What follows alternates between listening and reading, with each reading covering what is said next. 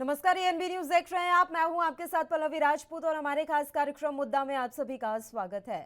योगी सरकार 2.0 के 100 दिन पूरे होने के मद्देनजर मुख्यमंत्री योगी आदित्यनाथ सोमवार को अपने कामकाज का ब्यौरा रखेंगे।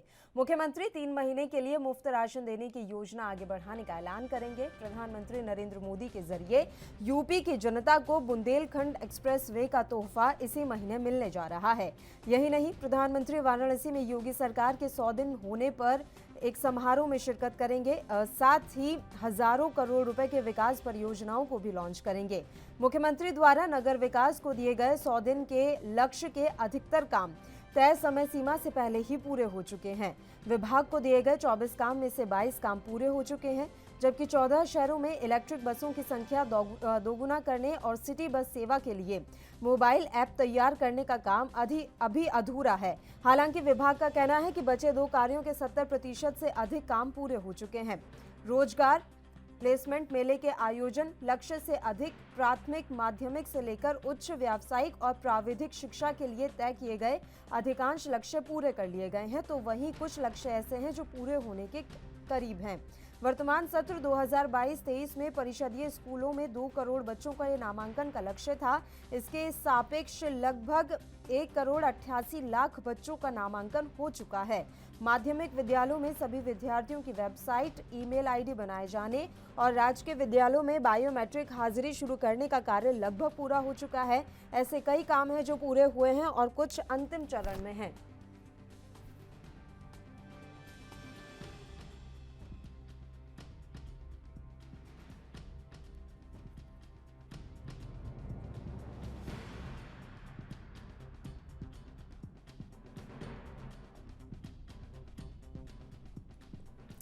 और चलिए अब इस मसले पर हम चर्चा की शुरुआत कर लेते हैं। 2 मेहमान इस समय हमारे साथ जुड़ गए हैं। पहले मेहमानों से आपका परिचय करवा देते हैं। देशबंधु दीक्षित जी इस समय हमारे साथ जुड़े हुए हैं, भारतीय जनता पार्टी के प्रवक्ता हैं, और इनके अलावा कपिल श्रीवास्तव जी हमारे साथ जुड़े हुए हैं, राष्ट्रीय प्रवक्ता हैं समाजवादी पार्टी से, और डॉक्टर इंदुकांत दीक्षित जी वरिष्ठ पत्रकार के तौर पर हमारे साथ जुड़ गए हैं। मेहमानों का स्वागत है एएनबी न्यूज पर। देशबंधु जी, शुरुआत आप ही के साथ करना चाहेंगे। सबसे पहले तो बधाई कि 100 दिन का कार्यकाल उत्तर प्रदेश में आप लोगों ने पूरा कर लिया है। अब सवाल यहाँ पर यह है कि इन 100 दिनों में जो लक्ष्य आप लोगों के द्वारा निर्धारित किया गया था कामकाज का, उनमें से कितने लक्ष्य के करीब आप पहुंच गए हैं? मैं अब क्या कहूँ, इधर तो रिंगिंग दिखा रहा है। एक बार फिर से मेहमानों की फोन लाइन पेश करा लेते हैं। तो योगी सरकार के 100 दिन जो हैं पूरे हो गए हैं, और योगी सरकार के 100 दिन पूरा होने पर आज मुख्यमंत्री योगी आदित्यनाथ अपने कामकाज का ब्यौरा पेश करेंगे। बताया जा रहा है कि 24 काम में से 22 काम पूरे कर लिए गए, यानी कि 100 दिन में नगर विभाग को 24 काम का लक्ष्य दिया गया था, उसमें से 22 काम नगर विभाग ने पूरे कर लिए हैं और बाकी काम भी लगभग पूरे होने ही वाले हैं। इस तरह की जानकारी मिल रही है। योगी आदित्यनाथ सरकार के 100 दिन जो हैं पूरे हो चुके हैं। उत्तर प्रदेश के मुख्यमंत्री योगी आदित्यनाथ की सरकार के दूसरे कार्यकाल को आज 100 दिन पूरे हो गए। सीएम योगी आज इस मौके पर लखनऊ के लोक भवन में दोपहर 12 बजे प्रेस कॉन्फ्रेंस भी करेंगे। जानकारी के मुताबिक सीएम इस प्रेस कॉन्फ्रेंस में 100 दिनों में सरकार के महत्वपूर्ण फैसले और तय की गई कुछ योजनाओं की उपलब्धियों को जनता के सामने रखेंगे। दरअसल योगी सरकार ने अपने दूसरे कार्यकाल के 100 दिन का लक्ष्य पहले से ही तय करके रखा था, जिसे वो समय सीमा से पहले ही पूरा कर चुके हैं। हालांकि अब भी कुछ ऐसे काम हैं जो अधूरे रह गए हैं। दरअसल नगर निकायों में 280 पिंक टॉयलेट का निर्माण जो है वो पूरा कर लिया गया है। अमृत योजना के तहत पेयजल की 19 परियोजनाएं पूरी हो गई हैं। सभी 12,022 वार्डों में डोर टू डोर कूड़ा उठाने का काम शुरू हो गया है। स्मार्ट सिटी वाले शहरों में 50 परियोजनाओं का काम तय समय अनुसार पूरा हुआ। स्मार्ट सिटी में निर्माणाधीन 75 परियोजनाओं का काम पूरा हुआ। पीएम स्वनिधि योजना में स्ट्रीट वेंडरों को ऋण वितरण का काम भी पूरा कर लिया गया है। कुछ काम अधूरे रह गए हैं, जैसे कि सिटी बस सेवा के लिए ऐप विकसित करने का काम अधूरा रह गया है, और वहीं 14 शहरों में इलेक्ट्रिक बसों की संख्या दोगुना करने का काम भी अधूरा रह गया है। आज होने वाली सीएम योगी की प्रेस कॉन्फ्रेंस के बारे में मिली जानकारी के मुताबिक योगी आदित्यनाथ इस दौरान राज्य में गरीबों के लिए चलाई जा रही मुफ्त राशन योजना को अगले 3 महीने के लिए बढ़ा सकते हैं। वहीं उत्तर प्रदेश को इस महीने बुंदेलखंड एक्सप्रेसवे की सौगात मिलने वाली है, जिसका उद्घाटन प्रधानमंत्री नरेंद्र मोदी करेंगे। बता दें कि योगी सरकार ने 25 मार्च लगातार दूसरी बार मुख्यमंत्री पद की शपथ ली थी। सीएम योगी ने अपने मंत्रियों और विभागों के लिए 100 दिन की कार्य योजना तैयार की थी, जिसके बाद मंत्रियों से 100 दिनों, 6 महीने, 1 साल, 2 साल और 5 साल की कार्य योजना तैयार करने को कहा था। वहीं अब सरकार अपने पहले चरण में 100 दिन के कार्यकाल का रिपोर्ट जनता के सामने रखेगी। मुख्यमंत्री योगी आदित्यनाथ ने दूसरे कार्यकाल के 100 दिनों में कई बड़े फैसले लिए हैं। सरकार ने पहली कैबिनेट में फ्री राशन के फैसले के बाद प्रदेश में निवेश लाने के लिए ग्राउंड ब्रेकिंग सेरेमनी का भी आयोजन किया था। तो ऐसे कई काम हैं सीएम योगी ने जो अपने 100 दिनों के कार्यकाल में पूरे किए हैं। उत्तर प्रदेश विधानसभा चुनाव में बीजेपी ने लगातार दूसरी बार प्रचंड जीत हासिल की। मुख्यमंत्री पद की लगातार दूसरी बार शपथ लेकर योगी आदित्यनाथ ने इतिहास रच दिया। योगी आदित्यनाथ के दूसरे कार्यकाल की शुरुआत जोर शोर से हुई। अब योगी सरकार के 100 दिन पूरे हो गए हैं। योगी सरकार के 100 दिन का रिपोर्ट कार्ड क्या है, इस दौरान कौन से फैसले लिए गए जिन पर प्रदेश के साथ देश की नजर रही, ऐसे ही कुछ फैसलों के बारे में आज हम चर्चा करेंगे। अभी हम आपको बड़े फैसले बता देते हैं। पहली कैबिनेट में 3 महीने मुफ्त राशन योजना को बढ़ाया गया। इसके अलावा सरकारी दफ्तरों में कर्मचारियों की लेट लतीफी किसी से छिपी नहीं है। सरकारी दफ्तरों में आम जनता को कोई परेशानी ना हो और काम ठीक समय पर हो, इसलिए योगी आदित्यनाथ की सरकार ने कर्मचारियों और अधिकारियों को समय पर दफ्तर पहुंचने के लिए निर्देश जारी किया। इतना ही, लंच ब्रेक का समय भी फिक्स कर दिया गया। चलिए एक बार हम चर्चा की शुरुआत कर लेते हैं। डॉक्टर इंदुकांत दीक्षित जी हमारे साथ लगातार बने हुए हैं। सर, मेरी आवाज मिल रही है आपको? दीक्षित जी, मेरी आवाज मिल रही है आपको?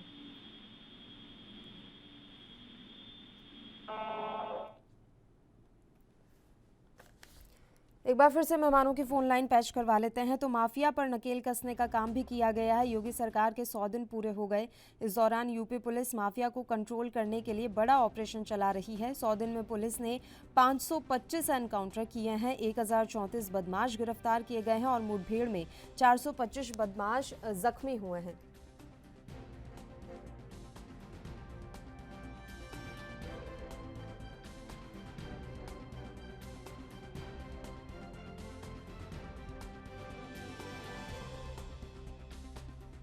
वहीं धार्मिक स्थलों पर लाउड स्पीकर को लेकर भी सख्ती योगी आदित्यनाथ के द्वारा बरती गई है। महाराष्ट्र में मस्जिदों पर लाउड स्पीकर से अजान को लेकर बयानबाजी शुरू हुई तो यूपी की योगी सरकार भी एक्शन में आ गई। सरकार ने धार्मिक स्थलों से लाउड स्पीकर की आवाज़ तय मानक के मुताबिक होने के निर्देश जारी किए। पुलिस भी एक्शन में आ गई। लगातार कार्रवाई हुई। प्रदेश भर में धार्मिक स्थलों से लाखों लाउड स्पीकर उतारे गए और तय मानक के मुताबिक आवाज़ कम कराई गई। यूपी कैबिनेट ने पुलिस विभाग में 40,000 जवानों की भर्ती को मंजूरी दी। इसके तहत पुलिस विभाग में जवानों की भर्ती होगी। योगी सरकार ने राज्य में हर साल 12,000 होमगार्ड के जवानों की भर्ती का ऐलान किया। इसमें 20% पद महिलाओं के लिए आरक्षित किए गए। योगी सरकार ने 100 दिन में रोजगार को लेकर बड़ा कदम उठाया। एमएसएमई विभाग के मुताबिक कई ऐसी इकाइयां थीं जिन्हें 16,000 करोड़ रुपए की मदद की गई, जिससे करीब 4 लाख लोगों को रोजगार मिला। सरकार ने यूपी को $1 ट्रिलियन की अर्थव्यवस्था बनाने का टारगेट रखा है। हालांकि ये टारगेट अभी काफ़ी दूर है। यूपी के लखनऊ में निवेशकों को लाने के लिए सरकार ने ग्राउंड ब्रेकिंग सेरेमनी का आयोजन किया, जिसमें 80,000 करोड़ रुपए के निवेश की बात बनी। योगी सरकार ने किसानों के लिए भी बड़ा ऐलान किया। सरकार ने 1 लाख सोलर पंप किसानों को देने का टारगेट रखा है। हालांकि ये टारगेट 5 साल में सरकार पूरा करना चाहती है। इसके अलावा योगी सरकार ने प्रदेश के बुजुर्ग संतों, पुरोहितों और पुजारियों के लिए एक कल्याण बोर्ड बनाने का निर्देश दिया। इस तरह के कई ऐसे फैसले हैं जो योगी आदित्यनाथ की सरकार ने अपने 100 दिन के कार्यकाल में लिए हैं। आपको बता दें कि प्रधानमंत्री नरेंद्र मोदी के जरिए यूपी की जनता को बुंदेलखंड एक्सप्रेसवे का तोहफा भी इसी महीने मिलने जा रहा है। यही नहीं, योगी आदित्यनाथ के द्वारा लिए गए हैं और जैसा कि हम बार बार आपको जानकारी दे रहे हैं कि नगर विभाग को दिए गए 24 काम में से 22 काम पूरे कर लिए गए हैं। योगी सरकार के 100 दिन पूरे होने के मद्देनजर मुख्यमंत्री योगी आदित्यनाथ आज 12 बजे एक प्रेस कॉन्फ्रेंस भी करेंगे और अपने 100 दिन के कार्यकाल में जो कुछ भी उन्होंने कामकाज किए हैं उसकी जानकारी देंगे। 12 बजे उनके द्वारा ये प्रेस कॉन्फ्रेंस की जाएगी और 100 दिनों में सरकार के महत्वपूर्ण फैसले और तय की गई कुछ योजनाओं की उपलब्धियों को जनता के सामने योगी आदित्यनाथ के द्वारा रखा जाएगा। योगी सरकार के 100 दिन पूरे हो चुके हैं। मुख्यमंत्री पद की शपथ लेने के बाद योगी आदित्यनाथ ने कैबिनेट मीटिंग के माध्यम से सरकार के 100 दिन के कामकाज का एजेंडा तय किया था। इनमें से आज तक जो काम पूरे हुए हैं उनके बारे में बताया जाएगा इस प्रेस कॉन्फ्रेंस में। साथ ही कानून व्यवस्था के मोर्चे से लेकर सुशासन और निवेश के क्षेत्र में क्या कुछ बड़े काम हुए, उन उपलब्धियों को भी सीएम योगी बताएंगे। 100 दिन के कामकाज को लेकर सरकार ने स्लोगन भी तैयार किए हैं, जिनमें सरकार का दावा है 100 दिन सरकार के काम डबल रफ्तार से किया गया है। इसके अलावा अन्य स्लोगन में योगी सरकार के 1000 काम 100 दिन के नाम, जनता ने विश्वास जताया, योगी सरकार को दोबारा सत्ता में बिठाया, 100 दिन में योगी सरकार रचे का इतिहास, पहुंची सीधे जनता के द्वार, सरकार बनते ही 100 दिन, 6 महीने और 5 वर्ष का लक्ष्य किया तय। कुछ इस तरह के स्लोगन के माध्यम से सरकार अपनी उपलब्धियों का बखान करेगी। इसके साथ ही सीएम योगी अपने सरकार के 6 महीने और 1 साल के कामकाज का एजेंडा भी तय करेंगे। राज्य सरकार के दावे और 100 दिन के एजेंडे के अनुसार जो कुछ बड़े काम हुए हैं उनमें सरकार ने गन्ना किसानों को 1,74,000 करोड़ रुपए गन्ना मूल्य का भुगतान किया। सबसे खास बात यह रही कि निवेश के क्षेत्र में बड़ा कार्यक्रम आयोजित किया गया।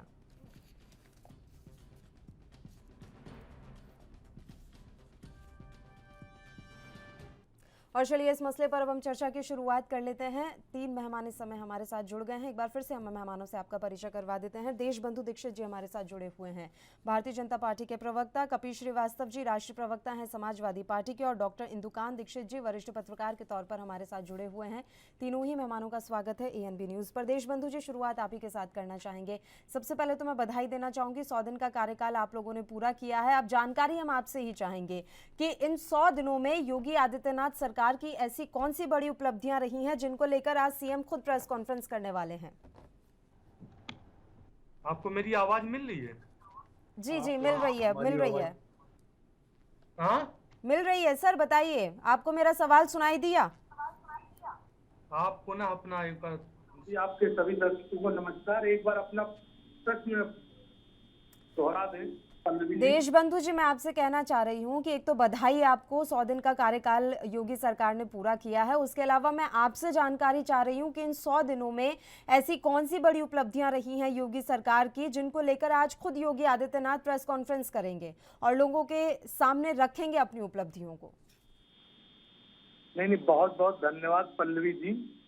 और जो हमारी योगी आदित्यनाथ जी की सरकार 2.0 का आज जो है दूसरे कार्य के 100 दिन पूरे हुए और आपने रहा उपलब्धियों की एक तमाम श्रृंखलाएं हैं। अगर गिनवाऊंगा तो आपकी डिबेट कम हो जाएगी, लेकिन मूलतः हमने एक खाका, एक रोड मैप उत्तर प्रदेश की जनता को दिया है। और पहले 100 दिनों में योगी आदित्यनाथ जी की सरकार ने, हमारी भाजपा की सरकार ने ये संदेश देने का कोशिश की है कि चाहे कोई भी क्षेत्र हो, चाहे शिक्षा हो, चाहे रोजगार हो, चाहे कृषि हो, चाहे आयुध हो, चाहे एमएसएमई हो, कोई ऐसा सेक्टर नहीं जिसमें हमने एक खाका खींच के एक दूरदर्शी प्लान बना के उस पर कार्य नहीं किया है। और लगभग 100 दिन का जो हमने लक्ष्य किया, लगभग आपने देखा सभी लक्ष्य 90% से ज्यादा हमने पूर्ण किए और इस पर जनता का आशीर्वाद मिला। अभी देखा आपने आजमगढ़ और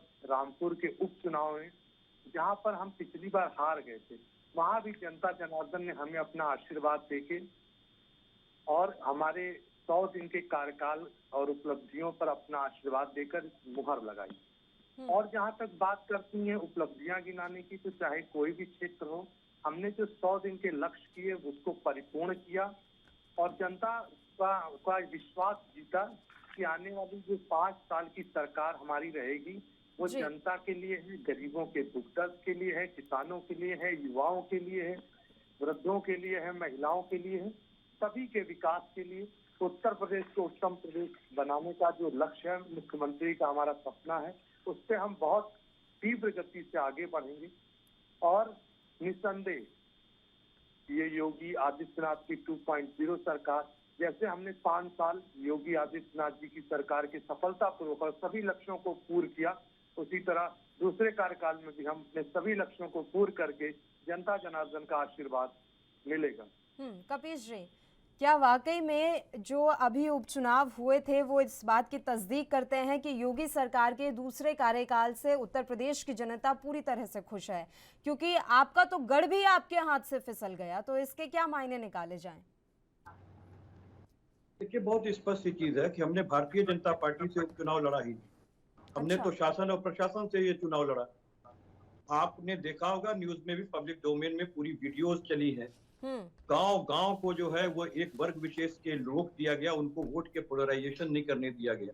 तो जो सरकार तानाशाह पूर्वक कार्य कर रही हो, जिसकी अपनी एजेंसियां इस बात पे लगी हो कि मतदान किस तरीके से कम करा दिया जाए, किस तरीके से उन्हें रोक दिया जाए जो उनके विपरीत पढ़ते रहे हैं, तो उसका एक मुख्य कारण है। और दूसरी चीज ये भी है कि आपने देखा होगा कि आजमगढ़ के इलेक्शन के अंदर जिस समय स्ट्रांग रूम में ईवीएम्स खुल करके गिनती के लिए निकलनी थी, उस पर जो है पहले से सील बंद होता है, उस पर हमारे प्रतिनिधियों का दस्तखत होता है। और वो दस्तखत चेक करने के लिए जब धर्मेंद्र यादव जी, जो हमारे सांसदीय उम्मीदवार थे, बहुत शोर आ रही है आवाज में। ठीक करा देते हैं।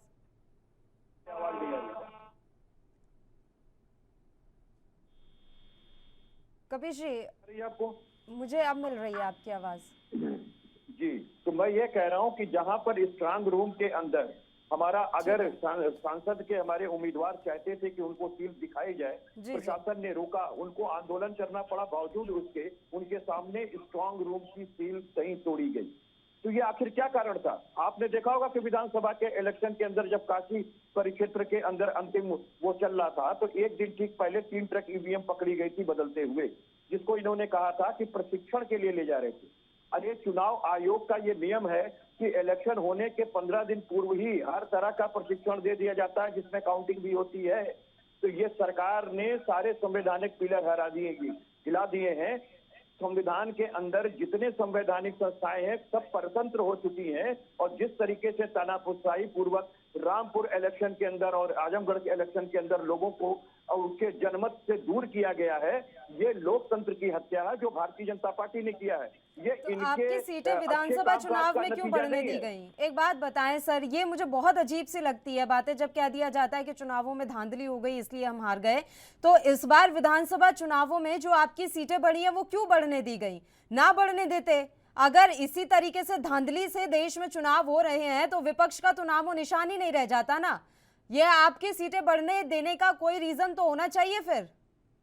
अच्छा, एक बात हमें बता दीजिए, आपको लगता है क्या कि इस देश के अंदर लोकतंत्र है जहां चुनी हुई सरकारों को भारतीय जनता पार्टी की सरकार तोड़ करके 2 फाड़ में कर देती है? विश्व के सबसे धनी पार्टी है, बलवान डबल इंजन की सरकार वाली पार्टी।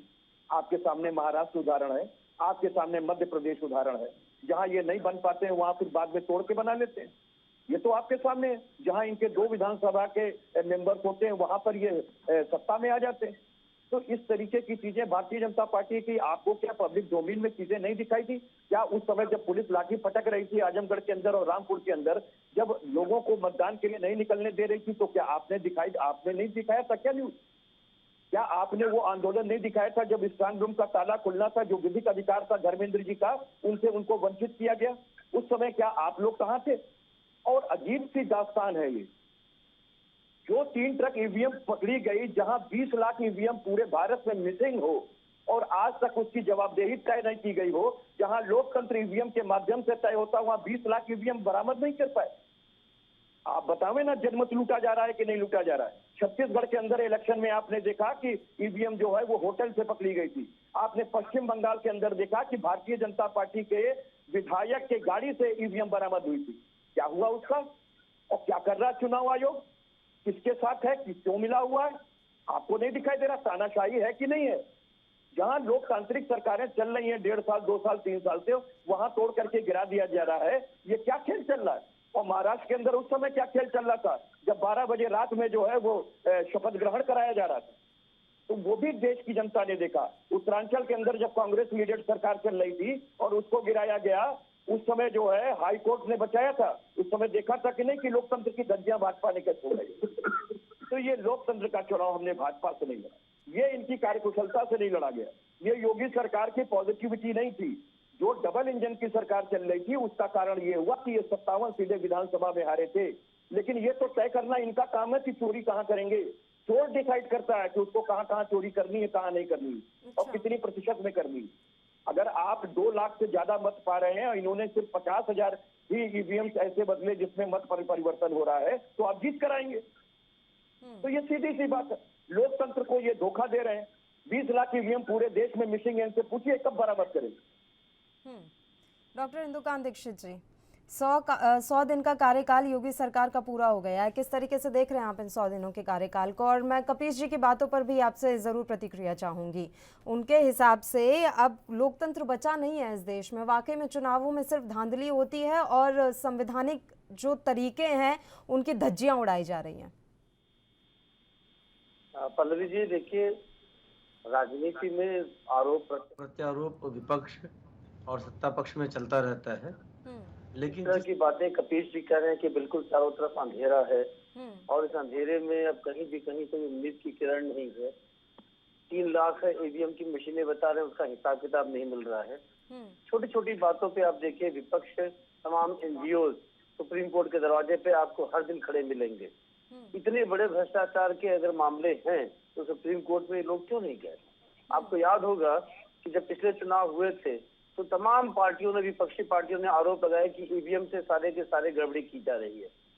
तमाम मामले सुप्रीम कोर्ट गए, चुनाव आयोग गए, सारे के सारे कमिटीज के सामने जांच की गई।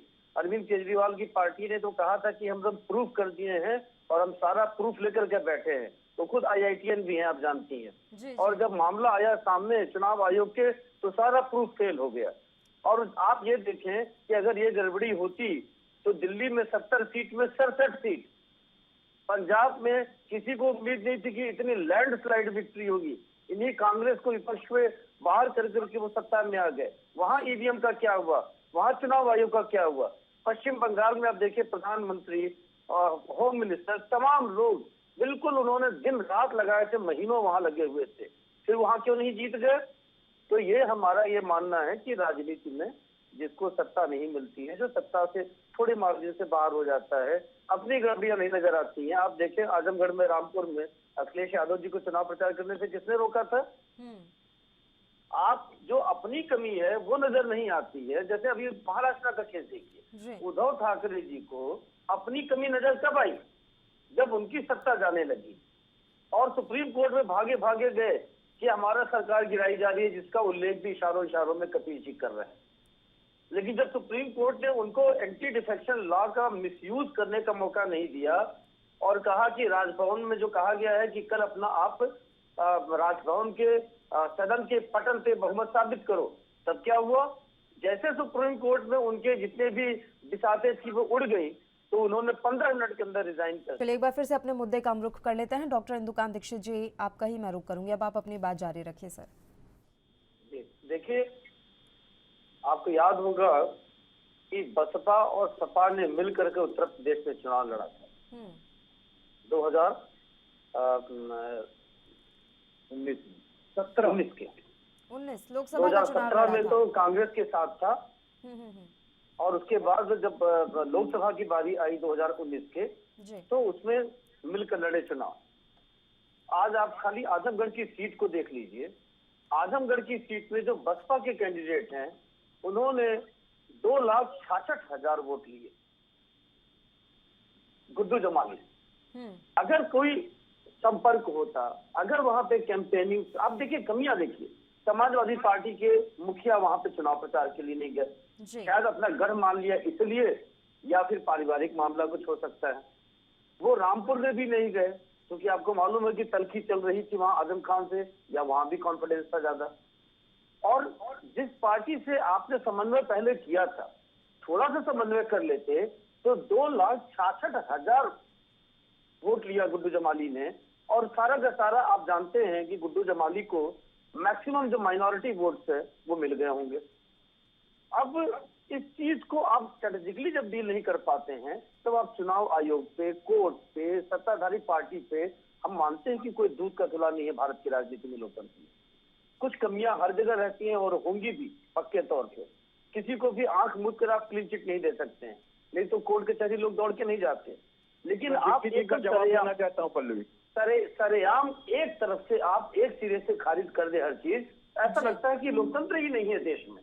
तो इस तरह की बातें, जैसा मैंने कहा कि 2019 की लोकसभा के समय, उसके पहले लोग आरोप लगाए ईवीएम के बारे में, पूरा मामला फेल हो गया और आज कोर्ट में कहीं कोई पिटीशन नहीं है, कोई भी नहीं। मैं जवाब देना चाहता हूँ। जी एक बार उनकी बात कंप्लीट हो जाने दीजिए सर, फिर मैं आ रही हूँ आप ही के पास। जिस तरह की बात तपीश जी ने कहा, बिल्कुल एक तरफ से एक तरफा आरोप कि चुनाव आयोग भी, आप देखिए कि लगभग इनके शब्दों में अगर आप कहें तो बिका हुआ है, सब चीज बायस्ड है, तो कोर्ट में भी राहत नहीं मिल रही है। आप देखें कोर्ट में किस तरह के जजमेंट्स आ रहे हैं सरकार की। इन्होंने खुद उत्तराखंड की बात की, उत्तराखंड में जब राष्ट्रपति शासन लगाने की बारी आई तो कोर्ट ने किस तरह के ऑब्जर्वेशंस दिए, कहा कि कोई राजा की सत्ता नहीं है यहाँ पे, किस तरह से उन्होंने चंद दिनों के अंदर उड़ा दिया।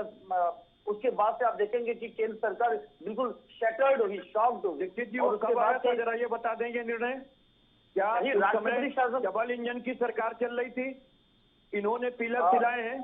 आप मुझे बताइए, एक मुख्य न्यायाधीश जो अपनी आत्मा की आवाज पे निकल करके आते हैं और कहते हैं कि देश के लोकतंत्र को खतरा है, और जब सीजेआई बनाए जाते हैं तो उन पर जो है यौन अपहरण का आरोप लगाया जाता है और यौन उत्पीड़न के केस में फंसा के अपने हिसाब से कई, अब जैसे रफाल है उसको अपने पक्ष में लिया गया और उसके बाद उन्हें राज्यसभा सांसद भेज दिया गया।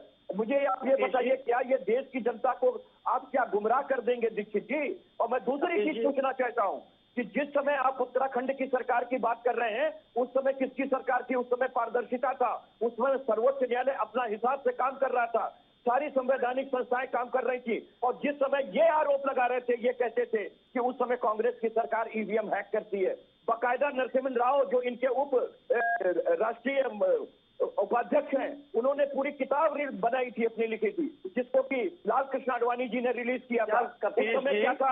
उस समय तो ईवीएम हैक होती थी। मैं मोदी सरकार थी भाई, मोदी सरकार, आप क्या बोल रहे हैं? मोदी सरकार उस समय नहीं थी। उस समय उत्तराखंड में राष्ट्रपति शासन किसने लगाया? ये 2014 से पहले की घटना है।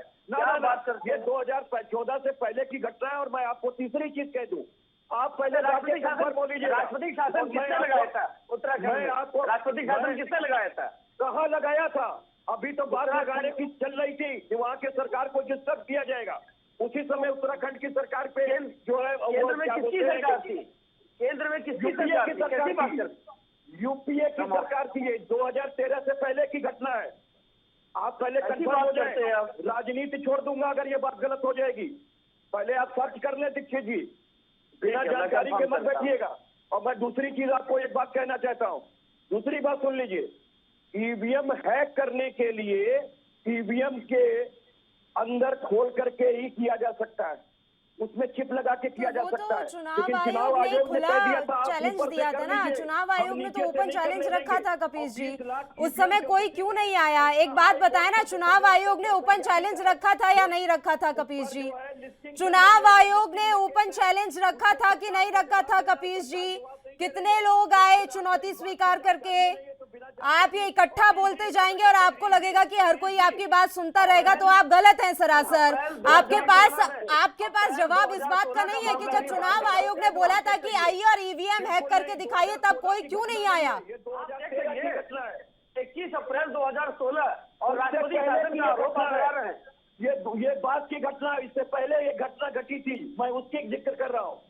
आपको एक बात ये कह रहा हूँ कि जिस तरीके से आप कह रहे हैं, और ये चोर डिसाइड करेगा किसको चोरी किस मात्रा में कहाँ करनी है, ये हम और आप डिसाइड नहीं करते हैं। जो चोर होता है ना वो करता है। और आप मुझे इस बात का जवाब नहीं दे रहे कि जब 3 ट्रक ईवीएम पकड़ी गई थी और बताया गया कि प्रशिक्षण के लिए जा रही थी, ठीक है, चुनाव की गिनती के एक दिन पहले क्यों सस्पेंड किया गया संबंधित अधिकारी? बोला इंदुकान दीक्षित जी ने कि कोई भी दूध का धुला हुआ नहीं है, सब एक ही थाली के चट्टा बट्टे हैं, कोई दूध का धुला हुआ है नहीं। वैसे निष्पक्ष बैठ करके गला दबवाएंगे देशबंधु दीक्षित जी, कहते तो बात समझ में भी आती। देशबंधु दीक्षित जी, आवाज मिल रही है आपको? मैं लौटूंगी इंदुकान जी आपके पास। देशबंधु जी, मेरी आवाज मिल रही है आपको? पार्टी को राज्यसभा के अंदर, एमएलसी के अंदर सारी तरीके से आपने देखा होगा, आपने हर तरीके से देखा। किस तरीके से नॉर्म फॉलो तरीके से मायावती जी ने भारतीय जनता पार्टी का साथ दिया है। तो गुड्डू जमाली तो बसपा छोड़ चुके थे, उनको तो प्रत्याशी ही बनवाया भारतीय जनता पार्टी ने। और ये साठ गांठ की राजनीति थी, क्यों नहीं खुल करके कर लिए? गठबंधन खुल के कर लिए होते। देश और प्रदेश की जनता कपीश जी किसी और को बोलने देंगे या पेटेंट लेकर बैठे हुए एएनबी पर बोलने का? मैं इतनी देर से सुने जा रही हूँ आपको, और भी मेहमान जुड़े हैं हमारे साथ, अब शांत हो जाइए। मैं इतनी देर से आपको कह रही हूँ कि और भी मेहमान जुड़े हुए हैं, एक एक करके बात कर लेते हैं। मेरे कान में नहीं आ रही है।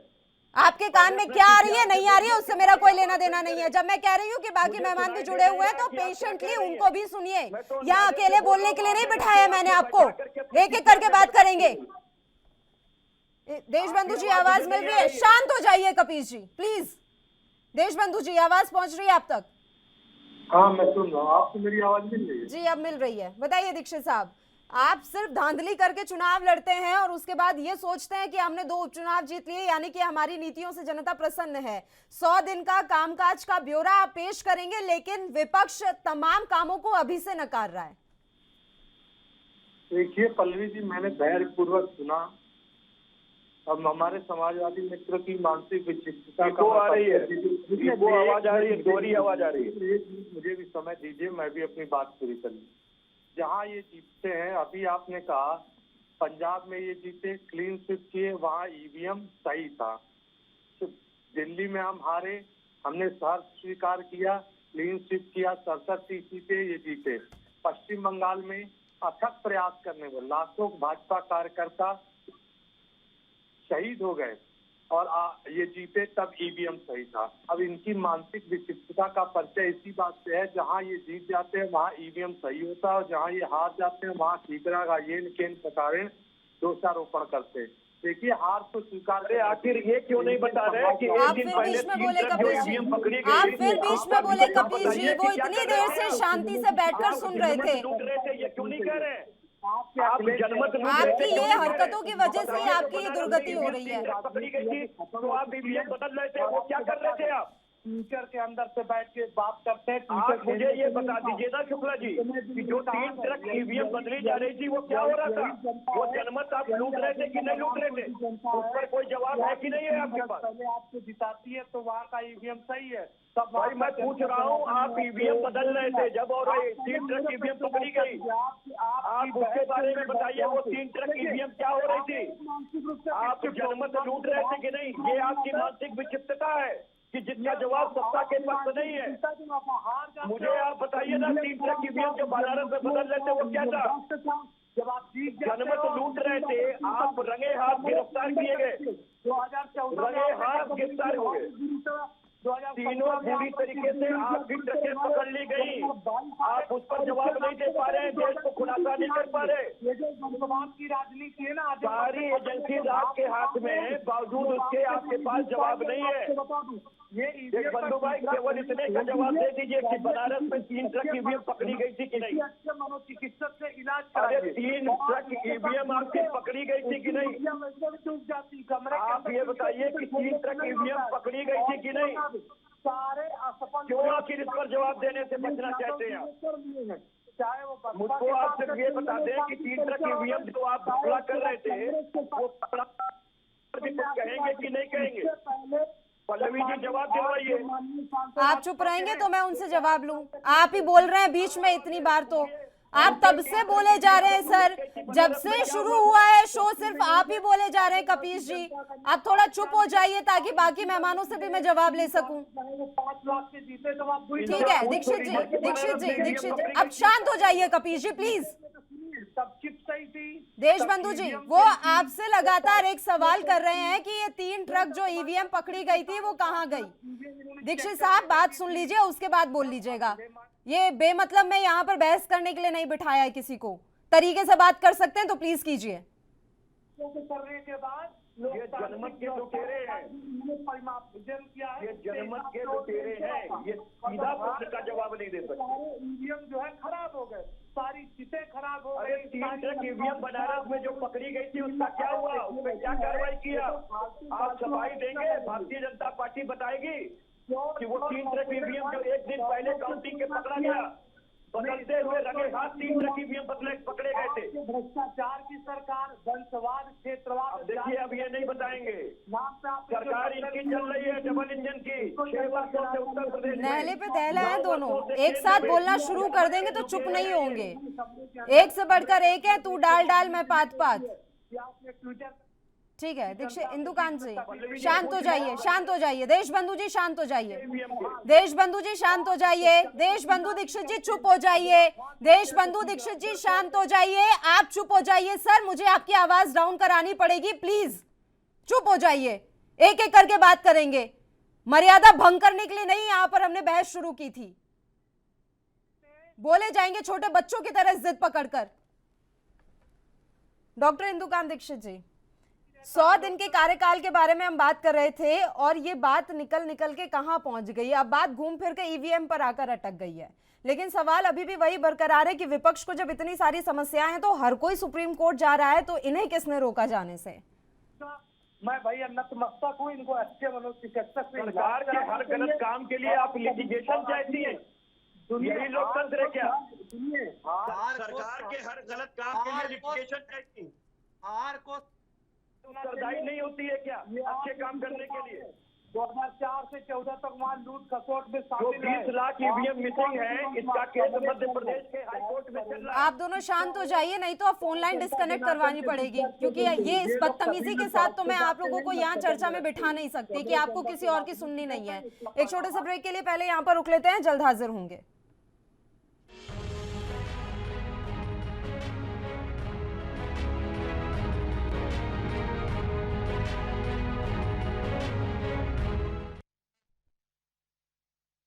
ब्रेक के बाद एक बार फिर से आप सभी का स्वागत है। तीनों मेहमान लगातार हमारे साथ बने हुए हैं। इंदुकांत दीक्षित जी, मेरी आवाज पहुंच रही है आप तक?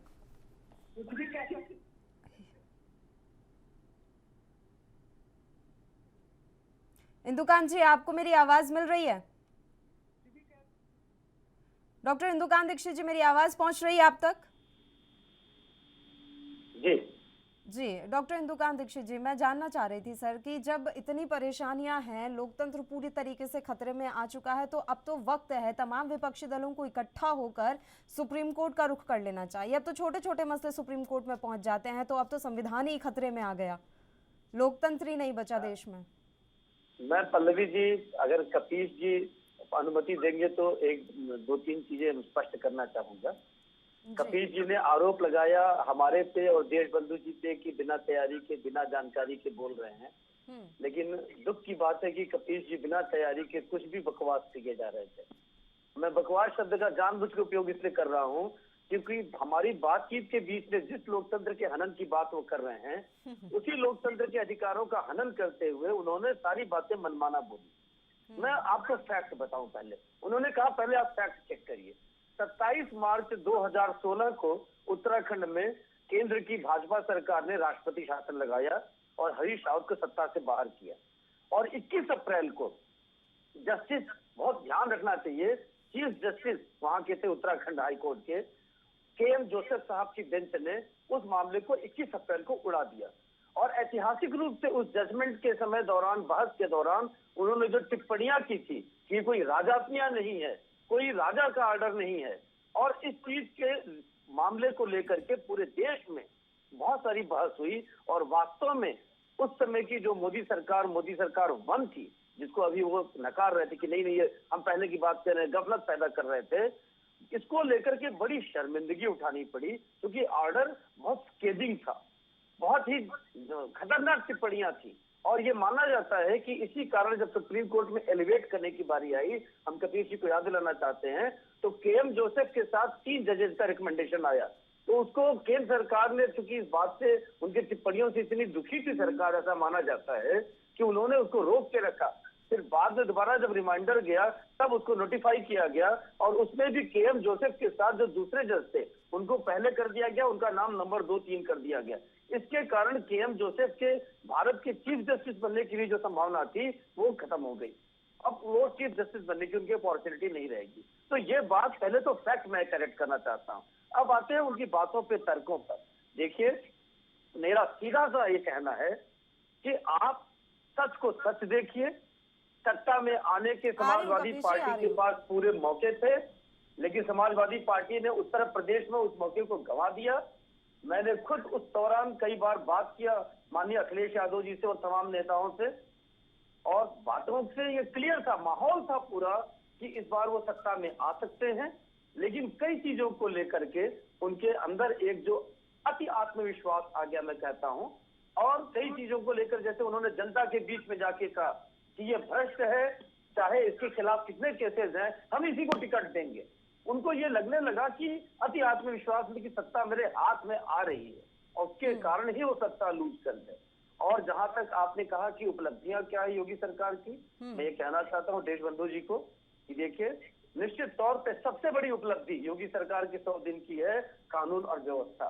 पूरे देश में अग्निवीर के मामले में ले लीजिए, चाहे आपके जो मामला नूपुर शर्मा का हुआ, इसको लेकर जिस तरह का बवाल काटा गया, अगर योगी सरकार कानून व्यवस्था में कड़ाई से नहीं पेश आती तो उत्तर प्रदेश में सबसे अधिक हिंसा की संभावना थी, आशंका थी, और उन्होंने टाइम रहते उसको कंट्रोल किया। ये सबसे बड़ी सफलता है। योजनाएं तो 100 दिन में वो क्या करेंगे, जो उन्होंने 5 साल से पहले किए थे उन्हीं को बहुत सारे को आगे बढ़ाया। लेकिन देशबंधु जी, जो प्राथमिक शिक्षक होते हैं, जो शिक्षा का क्षेत्र है, वहां पे सुधार की बहुत गुंजाइश है। अध्यापकों का बड़े पैमाने पर तमाम कार्यों के लिए सुप्रीम कोर्ट के आदेश के बाद भी शोषण किया जाता है, उन्हें परेशान किया जाता है, तो ये चीजें रुकनी चाहिए। दूसरा, जो प्रशासन में लोग हैं नीचे तबके पे, जो आपके क्लास 2 के ऑफिसर है, क्लास 3 के ऑफिसर है, आपके कार्यकर्ता भाजपा के, उनको जिस तरह का फ्रीडम मिलना चाहिए काम करने के लिए, उन पे दबाव इस ढंग का है कि ऐसा माना जाता है, लगता है कि सत्ता जो योगी सरकार चला रही है उसमें ब्यूरोक्रेट का ही बोलबाला पहले टेन्योर में भी था और इस टेन्योर में भी है। इस पे रोक लगनी चाहिए। ये अभी सुधार नहीं देखा जा रहा है जी। अब आप बोल लीजिए कपिश जी, और थोड़ी जल्दी बात खत्म कीजिएगा, उसके बाद मुझे देशबंधु जी का भी रुख करना है। देखिए, मैं स्पष्ट ही बात आपको कह रहा हूं कि 2013 के अंदर भी उत्तराखंड सरकार गिराने की कोशिश हुई। और दूसरी बात, दीक्षित जी ने जिस तरीके से 2016 के डेवलपमेंट्स को सामने ला करके रखा है, उससे तो ये एकदम स्पष्ट हो जाता है कि लोकतंत्र की हत्या करने की कितनी जबरदस्त कोशिश की गई थी। और मैं तीसरी बात कह रहा हूं कि जो जस्टिस गोगोई साहब हैं, इनके साथ जो और 3 जस्टिस थे, उस समय वो लोग अपनी आत्मा की आवाज लेकर के निकले थे। उस समय भी मोदी सरकार चल रही, और उन्होंने क्या कहा था कि अगर हम आज अपनी आत्मा की आवाज नहीं कहेंगे तो आने वाली पीढ़ियां हमें माफ नहीं करेगी, जिसमें गोगोई साहब भी थे। और उन्होंने स्पष्ट आरोप लगाया कि इस देश में लोकतंत्र को खतरा है। ये बड़ी हेडलाइन थी कि इस 70 साल के इतिहास में जिस कोर्ट के अंदर आप हमें बार बार जाने के लिए हिदायत कर रही हैं, उस कोर्ट के वरिष्ठतम कॉलोनाइजर्स के 4 जजेस, सीनियर जजेस निकल करके आए थे मिश्रा जी के खिलाफ। ये जिस तरीके से लिस्टिंग करते हैं, जो मोदी जी के खिलाफ केसेस होते हैं, जैसे बिरला और सहारा से रिश्वत लेने का मामला था, जब वो क्या बोलते हैं चीफ मिनिस्टर गुजरात के थे, और 156(3) जो है सीआरपीसी के तहत एक याचिका पड़ी थी, और उस याचिका पर ये केस टेक ओवर हुआ था, क्योंकि उसको उन्होंने अलाउ नहीं किया, तो करते हुए सुप्रीम कोर्ट तक आया।